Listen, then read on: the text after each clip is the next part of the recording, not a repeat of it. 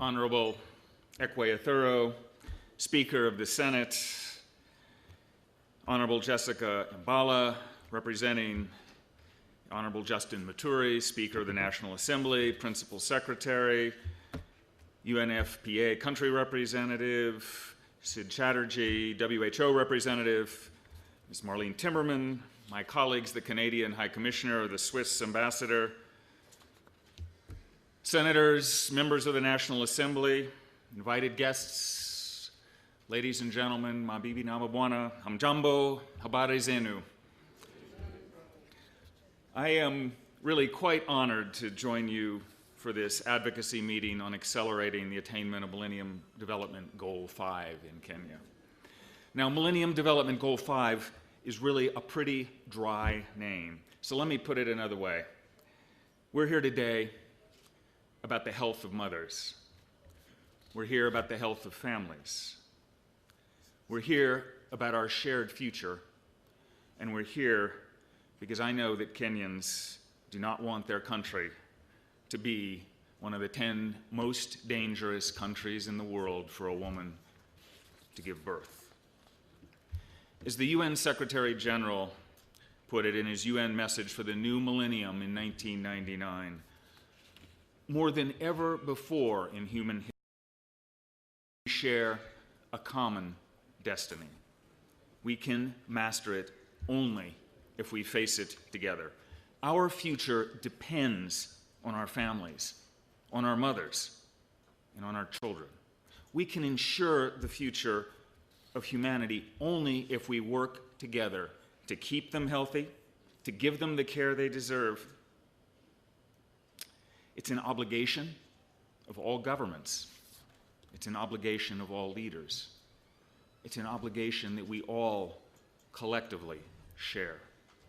I've been privileged to be here in Kenya for now more than 2 years.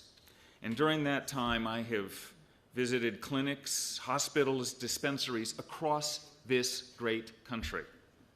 From Nairobi to Mombasa to Kisumu to Turkana, I've spoken with Kenyans of all ages, from doctors in an Eldoret hospital treating critically ill patients, to young mothers holding newborn babies at the Kalalu dispensary in Laikipia. I've listened to the concerns that Kenyans have about their healthcare system. And they want what we all want: quality, affordable, accessible healthcare. And they care deeply about the health of mothers, about safe childbirth, and about access to family planning. You are Kenya's leaders. As senators, members of the National Assembly, principal secretaries, representatives from the executive branch, you hold Kenya's future in your hands. You make the decisions for your nation. Only you can ensure maternal health and family planning by adopting well-informed laws and policies and allocating budgets to make those laws and policies a reality. As Kenya's First Lady, Her Excellency Margaret Kenyatta, has rightfully and powerfully reminded us, no woman should die while giving birth. She is a powerful leader on this cause, and I congratulate her just as other speakers have done. But as legislators, you bear a heavy burden of ensuring that there's adequate funding to meet the maternal and family planning needs of your country. And as members of the executive, whether you're at the national level or county level, you have an obligation to implement effectively and efficiently healthcare policies and programs to deliver the services that your people want and need. In recent years, Kenya has taken important steps forward, and I commend and congratulate His Excellency President Kenyatta and his government for its decision to offer all mothers free medical services for childbirth. And Kenya has shown a strong commitment to family planning as reflected in the National Population Policy. Current health statistics show that the number of women who are using family planning services in Kenya is increasing steadily, and that's a very excellent sign of progress. And yet, Kenya's challenges remain stark. And you've heard some of the statistics. The mortality rate, childbirth, remains at the unacceptably high level of 488 deaths per 100,000 live births. And this ratio has remained almost unchanged since 1990. Top causes of maternal mortality include hemorrhage, complications from hypertensive disease, and many other things. So there are big challenges going forward. And to meet these challenges, much work needs to be done, and resources are essential. In Kenya today, only about 7% of government spending goes to health, and a declining part of that to maternal and child health and family planning. As a rising middle-income country, your people need more. As Kenya seeks to meet these challenges, the United States and the other partners stand with you. We are your allies in this crucial effort. We're ready to support you as Kenya's leaders, as you chart the course, as you make the decisions. Let me put some meaning behind the statement that we're here to help and that we stand with you. Some examples from what we're doing. Each year, the United States invests over 50 billion Kenya shillings here in healthcare programs.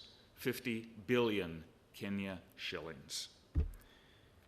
We share Kenya's commitment to achieve Millennium Development Goal 5 and to protect the health of mothers. Kenya is one of the 24 priority partner countries in the USAID initiative to end preventable and maternal deaths. So what precisely are we doing to help?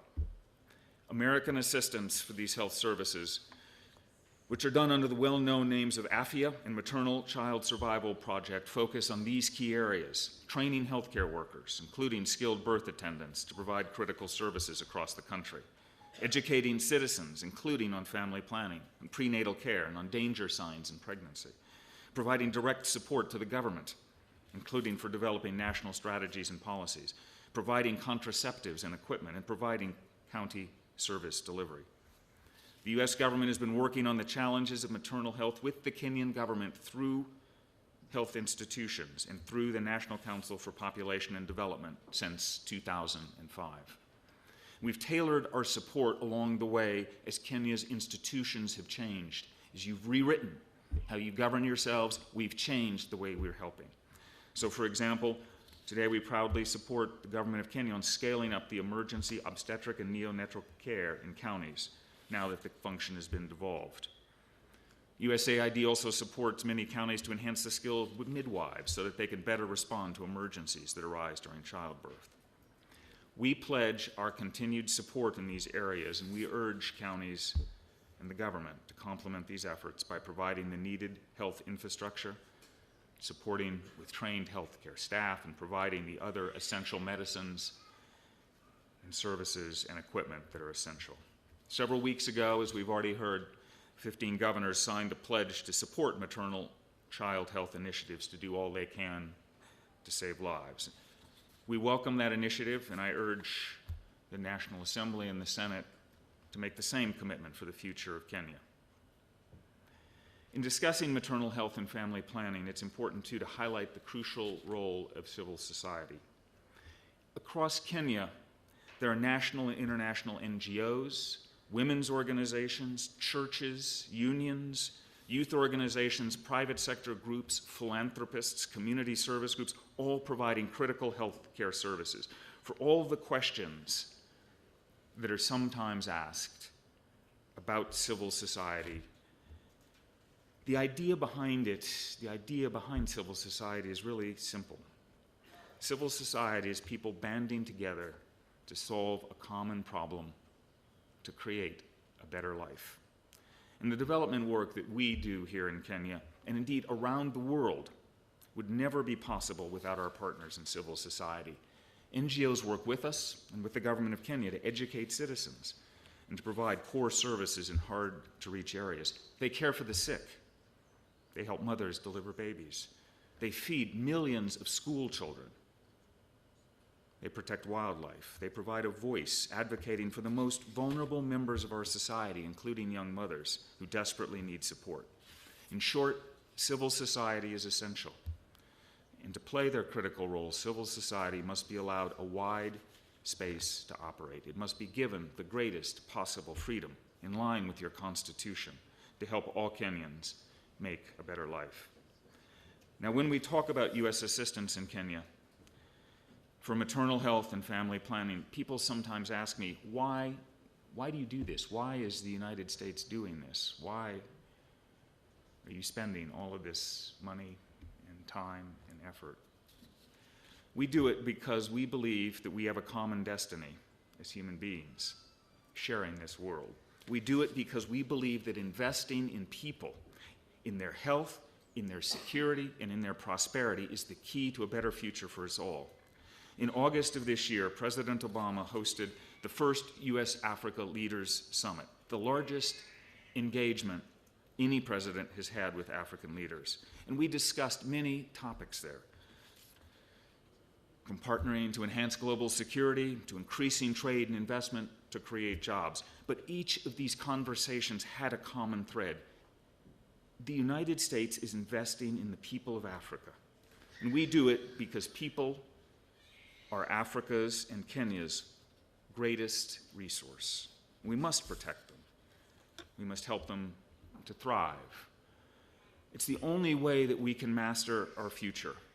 Kenya today faces many challenges, and this, certainly, maternal health, families, one of them. But Kenya is a great country, and Kenyans are a great people, and I know that by working together, you can and you will achieve this goal. You will protect the health of mothers. So, let us all join hands to work together on this challenge, to work together to protect women and families of Kenya. Together, we can build a better world for them, and in so doing, for all of us. Pamoja, tusonge, mbele. Asanteni sana.